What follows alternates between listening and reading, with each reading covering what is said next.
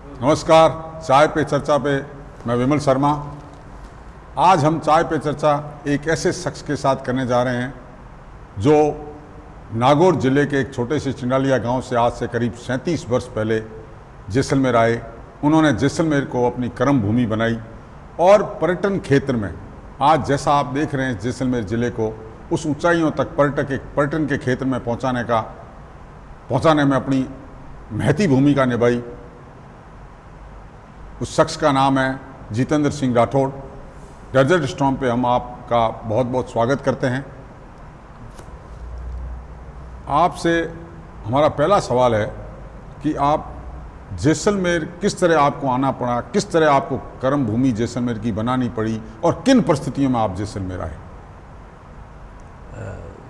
जैसलमेर में 1985 शुरुआत। सबसे पहले जैसलमेर मेरा जो यात्रा थी वो 1979 में थी और शेरेटन के वर्ल्ड वाइड चेयरमैन, जिस समय पैलेस व्हील्स नहीं थी तो आईटीसी ने सारे डब्बे जोड़ कर एक पैलेस व्हील बनाई। मैं एज ए ट्रेनी बटलर उस समय जैसलमेर में आया। ये दिसंबर 1979 की बात है। और उसके बाद में फिर अनवरत पढ़ाई की और फिर अपने शिक्षा में आगे बढ़ता रहा। स्कॉलरशिप में जर्मनी चला गया। 2.5 साल जर्मनी रहने के बाद में वहाँ नौकरी मिल गई थी, वीज़ा मिल गया था। मेरी माताजी से मिलने आया था कि मैं मिलूँगा और फिर वापस चला जाऊँगा। तो उन्होंने कहा कि बेटा आप विदेश में अपनी शिक्षा पूरी करके आ गए, अब आप हिंदुस्तान में ही कुछ करो। जैसलमेर क्यों? जैसलमेर इसलिए कि जब शुरुआत की यात्रा की थी तब मिस्टर वॉम्स, जो उनके चेयरमैन उनका नाम था, उन्होंने कहा कि जीतू जब कभी भी व्यवसाय के बारे में सोचो जैसलमेर को मत भूलना। और दिमाग की वो किसी कोने में बैठा हुआ था। अब चूँकि मेरी माताजी ने मना कर दिया, आगे परिस्थितियाँ कैसी है, क्या रहेगी, ज़िंदगी में कुछ करना है। मेघराज सिंह जी जो मेरे बहनोई हैं उनके साथ में, वो भी इसी इंडस्ट्री में हैं, उनके साथ चर्चा की। उनको भी वो मिडल ईस्ट में थे तो उनको भी किसी ने जैसलमेर के बारे में बताया तो कहा जैसलमेर चलते हैं। तो हमारी पहली यात्रा जैसलमेर को 21 अक्टूबर 1985 में हुई। और प्रताप सिंह जी यहाँ पे पुलिस में थे तो हमने अन्वेंशन भवन जो थाने के पास में है वहाँ पे अपना एक रात का पड़ाव किया।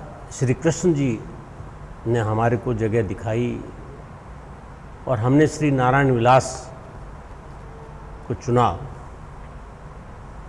और 1 नवंबर को नहीं पर 7 नवंबर 1985 को हमने जैसलमेर में अपनी कर्मभूमि के रूप में स्थापित किया। घोड़ा कीजे काठकार, पिंड कीजे पाषाण, बख्तर कीजे लोकार, जब देखो जे शान। 1979 में जब जितेंद्र सिंह जी यहाँ आए थे, जब कुछ इस तरह का ही जैसलमेर पहुँचने का था कि जैसलमेर किस तरह से पहुँचा जाए, मगर आपने यहाँ के अपनी कर्म भूमि बनाई। आपने जैसलमेर होटल शुरू की तो उसके बाद से उस समय शहर में ढाबा तक नहीं था, शहर में सराय तक नहीं थी। जब आपने होटल खोली तो ये जैसलमेर का टूरिज्म बिजनेस किस तरह से आगे बढ़ा? देखिए क्या है कि जब हमने श्री नारायण विलास ली थी तब उस समय श्री नारायण निवास पैलेस था, एक टूरिस्ट बंगलो था वो, और एक उनका रेस्टोरेंट था वहीं पे। उस समय संघ आते थे, जैनों के संघ आते थे और वो संघ जैन भवन में आके रुकते थे। वो तो था देसी पर्यटक। विदेशी पर्यटक, चूंकि विदेशी पर्यटक की शुरुआत 1966 में फ्रांसीसी यात्रियों से हुई। वो सीजीजी, अगर आपको ध्यान हो तो वो तेल की खोज के लिए आए थे वो कंपनी, और उसके बाद में उन्होंने फिर फ्रांस में जाके थोड़ा बहुत उसके बारे में, जैसलमेर के बारे में बताया और फिर वहाँ से शुरुआत हुई। और शुरुआत हुई वो बिल्कुल धीमे गति से शुरुआत हुई।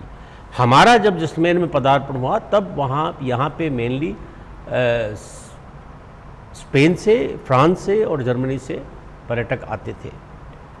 चूँकि आने जाने की समस्या थी तो थोड़ा सा समय लगता था, पर वो जो घटनाक्रम इस हिसाब से हुआ कि जब विदेश में जैसलमेर के बारे में थोड़ा बहुत जानकारी निकलने लगी, दूर संचार का इतना इजाफा नहीं था, तो लोगों का झुकाव राजस्थान की तरफ हो गया और जैसलमेर उसमें आ गया। आपने निश्चित रूप से देखा वो दौर, जिस दौर में आज की तरह दूर संचार के माध्यम नहीं थे, तो उस समय पर्यटकों को जैसलमेर लाने के लिए किस तरह से प्रेरित किया जाता था, या किस तरह से आप जैसलमेर की ओर खींचने का प्रयास करते थे कि जैसलमेर देखने के लोग, विदेशी पर्यटक आए विशेष तौर से? हमने जो सबसे पहला जो अनूठा प्रयास किया वो था ऊँट के माध्यम से।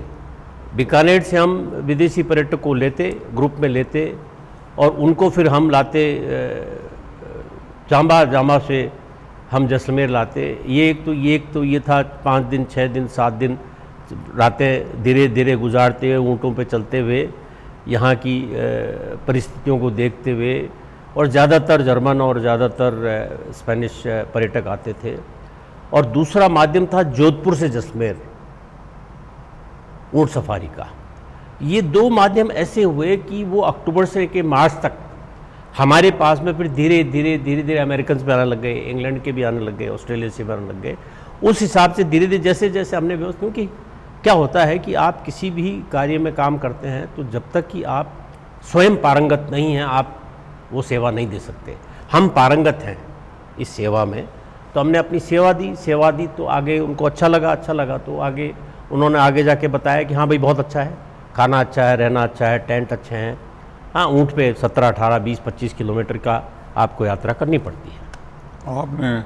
मैं तो अकेला चला था, लोग जुड़ते गए और कारवां बन गया।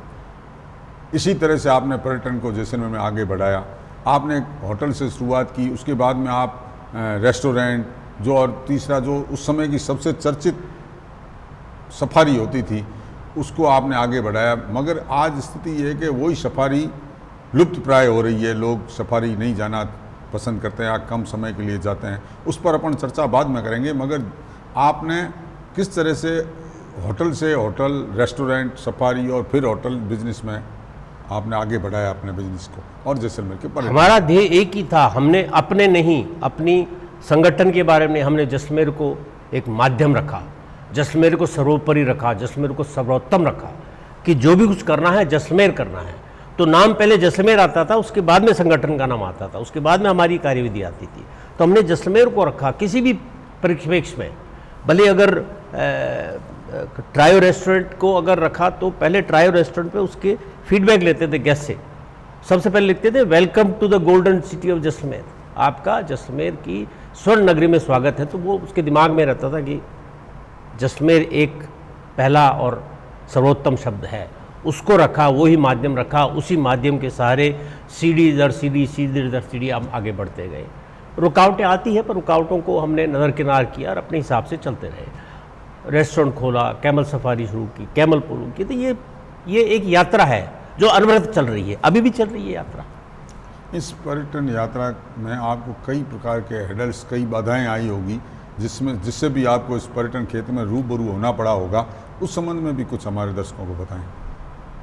बाधाएं बहुत थी, हर तरह की बाधा थी। बाधाओं की लिस्ट निकालूं तो बहुत अनगिनत है, पर उन बाधाओं के बारे में अगर चर्चा करते हैं तो ये बाधाएं तो हमें सिखाती हैं, यह हमें आगे का रास्ता बताती हैं। यह हमारी प्रकाश है, ये एक पुंज है, ये कहती है कि यह बाधा आ गई, इसको क्रॉस करो, आगे चलो। बाधाओं से अगर निपटना है तो आपको आपका संकल्प है उसको दृढ़ रखना पड़ेगा। आपके दिमाग में एक ही सोच रखनी पड़ेगी, बाधाएं कितनी भी आ जाएं, हमें इस समुद्र को पार करना है, और हमने पार किया। आपने जैसलमेर में कई प्रकार की होटलें भी बनाई है, और जैसलमेर के पर्यटन को, जिस तरह का पर्यटक है उस तरह की होटल बना के आपने अपने जैसलमेर के पर्यटन को आगे बढ़ाया है। तो जैसलमेर में आपने क्या क्या पर्यटन क्षेत्र में किया, उस संबंध में? गोरबंद सबसे पहली होटल थी। एक जैसलमेर को एक आयाम दिया कि भाई जैसलमेर में एक है जहाँ पे आप आकर रुक सकते हैं। गोरबंद के बाद में फोर्ट रजवाड़ा 5 साल बाद में, 1992 में गोरबंद, 1999 2000 में फोर्ट रजवाड़ा। तो वो एक उसका बेहतर रूप था, और उसका बेहतर रूप इसलिए क्योंकि देखिए, देशी और विदेशी पर्यटकों में इतनी सक्षम वो अपनी जेब में रखते हैं कि वो आप किसी भी कैटेगरी में आप रुकना चाहेंगे वो रुक जाएंगे। पर जैसलमेर को ऐसी एक होटल की ज़रूरत थी कि जो कि जैसलमेर को एक नया रूप दे, एक नई दिशा दे, एक नया चेहरा दे, इसलिए फोर्ट रजवाड़ा। और उसके बाद में अभी जो है सूर्यगुड का रूप देखा आपने, तो एक उससे बेहतर, तो हर तरीके की अपन कर लें कदम कि एक कदम छोटा था, एक कदम उससे मीडियम था, एक कदम बड़ा था। आपके देखते देखते जैसलमेर बहुत बड़ा, सैकड़ों की संख्या में होटल हो गई, सफारी टूर्स के लिए ट्रैवल एजेंसियां हो गई, वो हो गई। मगर इसके बदलते दौर में एक और जो यहाँ सब उसको एक दबा कहते हैं, वो है लपकागिरी। और ये लपकागिरी का कब से जैसलमेर में प्रवेश हुआ, कब से लपके इस तरह से करने लगे, जबकि उससे पहले स्मूथ चलता था, पर्यटक आता था, जहाँ उसको ठहरना है वहाँ ठहरता था, जहाँ जो उसको सुविधा थी मिलती थी उस सुविधा का। पर कालांतर में देखा हमने कि लपकों का प्रवेश हो गया और उसने इस जैसलमेर के पर्यटन का बट्ठा बिठा दिया, उसकी साख में कमी की। देखिए, जैसलमेर में 1985-86 में 3000 विदेशी पर्यटक आए थे। 2019 में 2,19,000 विदेशी पर्यटक आए। यदि हम अगर उस परसेंटेज की बात करें तो वो परसेंटेज बहुत कम है। उस परसेंटेज का कारण है, जैसे आपने बताया, लपकागिरी एक नासूर है शहर के लिए।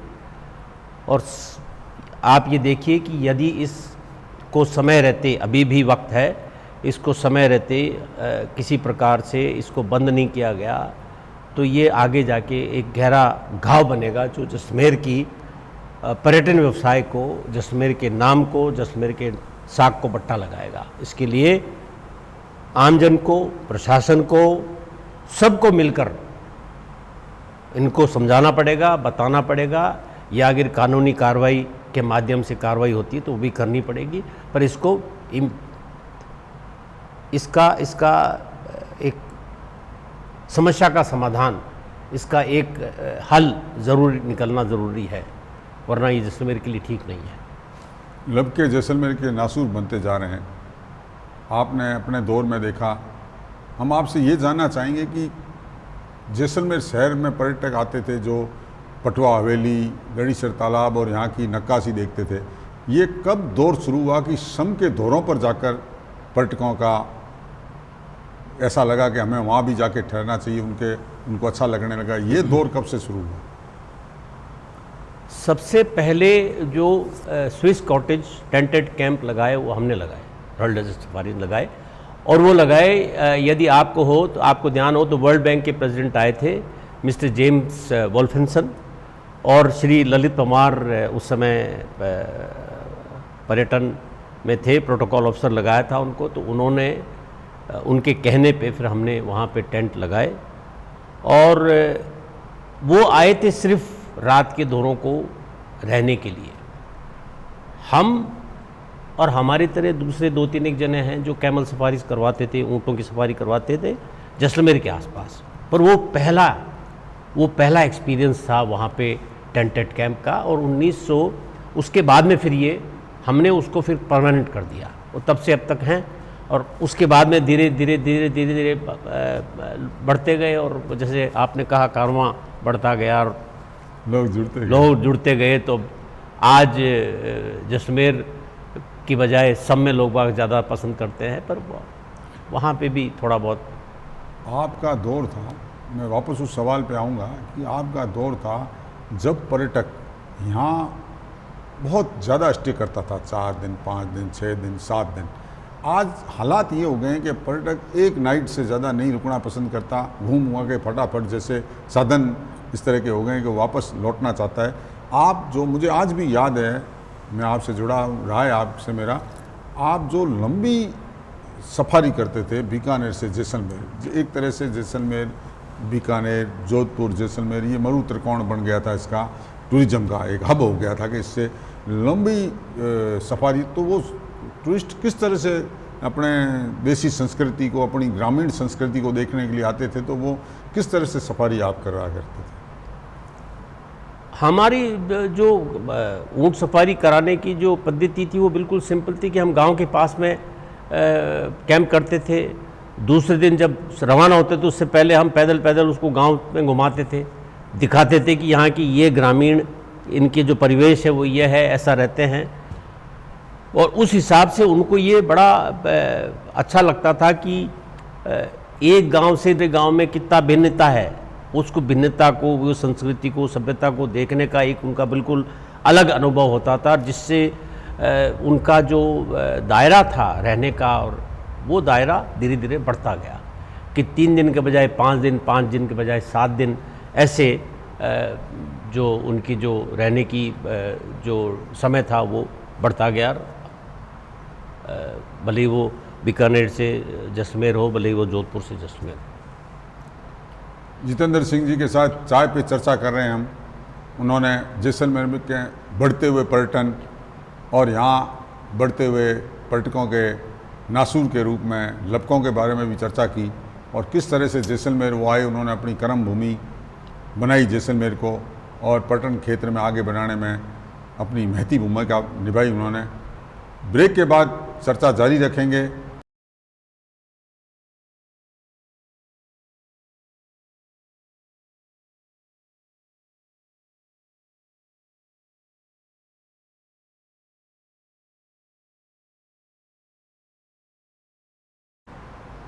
नमस्कार, चाय पे चर्चा पर एक बार फिर जितेंद्र सिंह जी के साथ हम बातचीत करेंगे।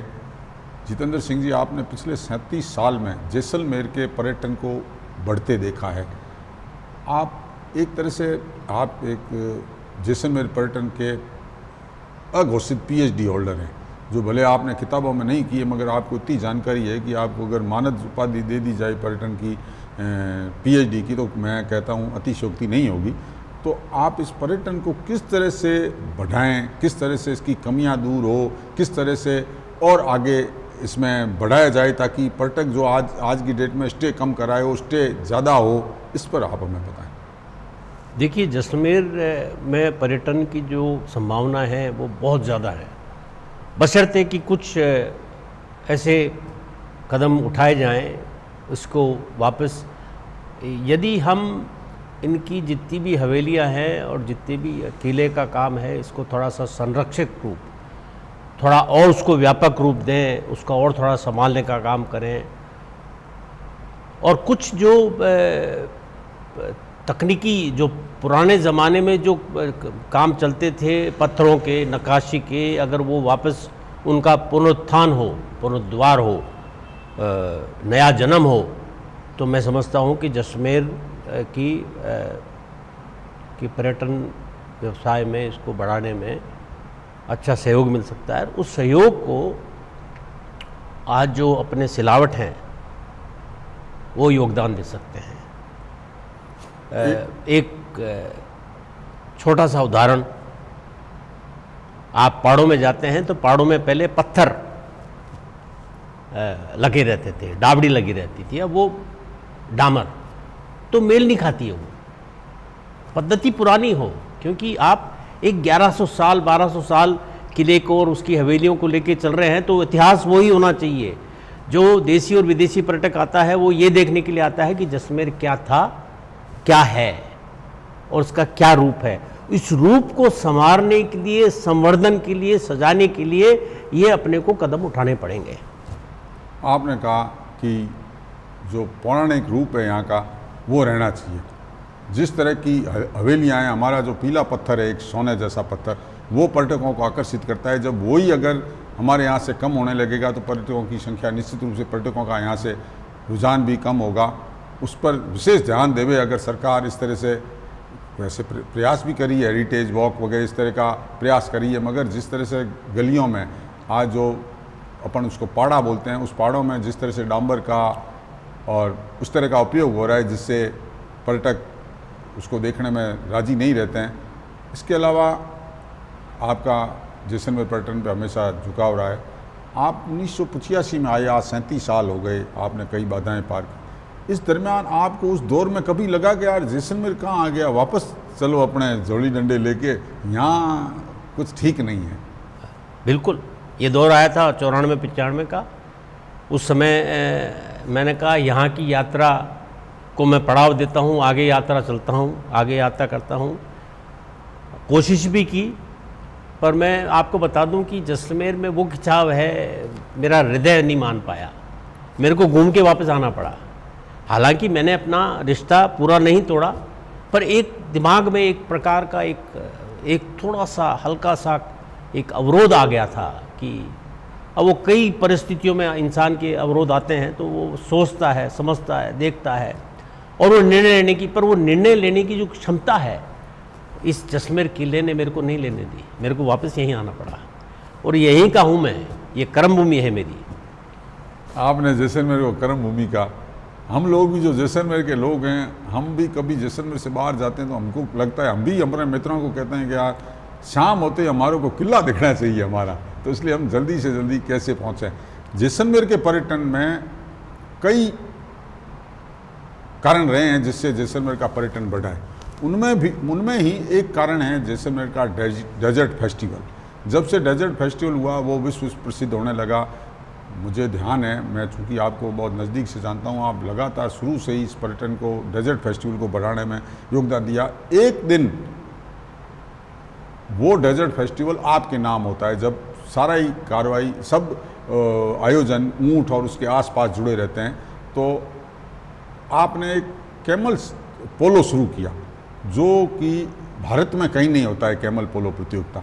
आपने उसको एक कैमल पोलो की टीम बनाई, टीम बना के बीएसएफ में चूँकि कैमल चलाने वाले, ऊँट चलाने वाले थे, तो आपने कैमल पोलो प्रतियोगिता शुरू की और उसको भारत की एक एसोसिएशन भी गठित की उसको लेकर। तो उसको लेकर भी जैसलमेर का पर्यटन निश्चित रूप से बढ़ा है। तो आपने डेजर्ट फेस्टिवल का जो दूसरा दिन, जो मैं कहता हूँ आपके नाम ही होता था, क्योंकि मैंने आपको बहुत नज़दीक से देखा है उस कार्यक्रम में, मैं खुद गवाह रहा हूँ उसका, तो वो किस तरह से दूसरा दिन कैसे चला? देखिए, एक बड़ा ही रोचक विषय है ये। पहले जो मरु मेला होता था वो पूनम सिंह स्टेडियम में होता था, और पूनम सिंह स्टेडियम में होती थी ऊँट दौड़। तो ऊँट दौड़ होती थी और मुझे ये लगता था कि यहाँ पे कभी न कभी दुर्घटना होगी, और जिस हिसाब से देसी विदेशी पर्यटक आके रहते थे, ऐसा लगता था कि श्री पुरुषोत्तम अग्रवाल जिला कलेक्टर आए। वो क्योंकि पर्यटन क्या, वो हर विषय में ही उनका बड़ा झुकाव था, और मैं उनके पास में गया, मैंने कहा सर इसके लिए जगह चाहिए। क्या मतलब? मैंने कहा ये यहाँ पे कोई ना कोई दुर्घटना हो सकती है, आप ऊँट दौड़ाते हैं अपन, तो वो ऊँट तो उसके तो टखने बहुत कमज़ोर होते हैं, तो ये अगर एक्सीडेंट हो गया तो जैसलमेर के नाम पे एक धब्बा होगा। क्या ऑल्टरनेट है? ऑल्टरनेट है, सरकारी ज़मीन है, आप आदेश करिए। तो उन्होंने उसी समय तहसीलदार जी, ग्राम सेवक जी, पटवारी जी, जिला अभी जो अपने पूर्व जिला खेल अधिकारी लक्ष्मण सिंह तंवर का भी साथ में जाओ, और जहाँ से ये कदम चलाए वहाँ से उस कदम को इंगित कर लो, और आज शाम तक उस ज़मीन अपन स्टेडियम के नाम करेंगे। डेडान सर माली समाज की वो छतरी थी, वहाँ से मैंने कदम बढ़ाए और ठेठ बाईपास पे जाके रोक दिए। मैंने कहा ये है साहब वो जगह। डेडान सर खेल मैदान श्री पुरुषोत्तम अग्रवाल के समय में, और उसका जो रूप निकला, और वो रूप ये था कि हम इसको विश्व स्तरीय स्टेडियम बनाएंगे, ये उस समय की बात थी। पर चूंकि जिलाधीश बदलते रहे, तो किसी ने वो कॉलेज में ज़मीन चली गई, फिर वो मेडिकल में चली गई, फिर टाउन हॉल में चली गई। तो टाउन हॉल के जाने के बाद में फिर हमने थोड़ा ऑब्जेक्शन किया कि ये तो आप तो सारा पूरी ज़मीन आपने दे दी। तो अब वो जो स्टेडियम बना है वो इसीलिए था कि दूसरे दिन के जो ऊँट के जो भी प्रोग्राम होंगे वो डेडान सर में होंगे। वो एक यात्रा वहाँ से शुरू हुई। सबसे मोहक और सबसे पर्यटकों के पसंद का दिन होता है दूसरे दिन, जब डेडान सर में ऊँट को लेकर अनेक प्रतियोगिताएं होती है। साइन है, मरुद्रा, कैमल रेस, कैमल पोलो। तो इस तरह से, चूँकि कैमल एक ऐसा जानवर है जिसको देखने के लोगों की उत्सुकता रहती है, तो आप उस पूरे आयोजन में एकदम नज़दीक से जुड़े रहते थे। तो अब आप इसमें कुछ बदलाव या इसमें कुछ और नया करने के लिए आपको लगता है कि आप सुझाव दें? जी बिल्कुल। डिडान सर, पहले तो इसका मैं राजस्थान सरकार से, जिला प्रशासन से आग्रह करूंगा कि इसका जो नाम हो वो हो चीखल ऊंट पोलो मैदान, चीखल ऊंट पोलो स्टेडियम। यहाँ पे जो सुविधाएं हों वो हो कि यहाँ पे चूँकि ग्रामीण परिवेश में रहते हैं तो ग्रामीणों के ऊँट भी अगर आ जाएं तो उनके ठाण बने, उनके पानी पीने की जगह बने, खेड़ी बने, और वो आके यहाँ पे रहें। उनको थोड़ा सा नज़दीकी से उनको ये लगे कि भाई कैमल पोलो, यहाँ ऊँट पोलो में हम भी हिस्सा ले सकते हैं।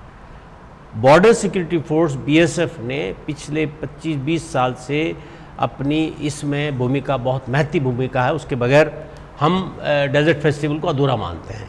उनके हर प्रकार के सही आयोजन में उनका जो वो उनमें जो एक शान और शौकत होती है, एक वो जो हिंदुस्तान को दिखाते हैं कि हाँ कुछ हैं हम भी, वो जैसलमेर को और जैसलमेर की इस ऊँट वाली जो दूसरे दिन का जो कार्यक्रम होता है उसमें उनका नाम वो ज़रूर हिस्सा होती है, और वो ही उसकी वजह से ही ये दूसरे दिन का जो ऊँटों से रिलेटेड प्रोग्राम है वो इसी वजह से आगे बढ़ा है।